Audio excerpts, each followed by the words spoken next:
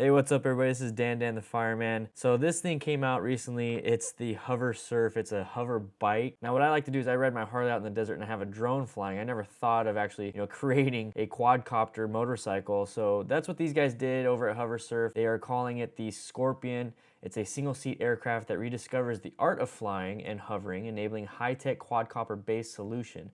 It's a unique electric-powered vessel combining a motorcycle seat with quadcopter drone technology, bringing speed, agility, and stability of flight to the hands of amateur and professional navigators. First off, riding a motorcycle is pretty tough. It's a learning curve. I mean, you have to get a license, you have to do all that stuff. Now, to fly a quadcopter, I had to register it with the FCC. I had to do a bunch of stuff, and it's hard to fly. You kind of get used to it. I mean, there's a lot of technology involved where the GPS will keep it stabilized and whatnot.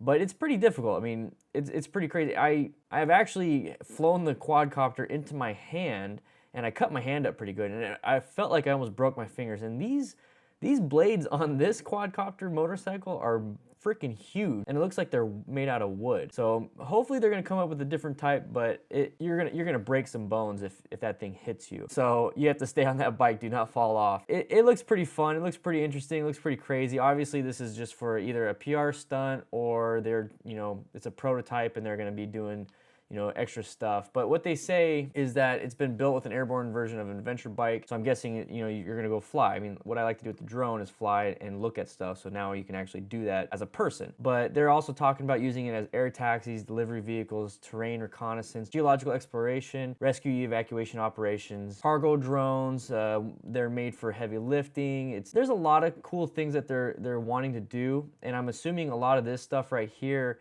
is going to be without a rider. So I mean, if you're going to be doing reconnaissance and geological exploration, you really don't need a giant quadcopter slash motorcycle slash whatever to go do that. You can just use a regular drone, and they're far cheaper, far easier to use.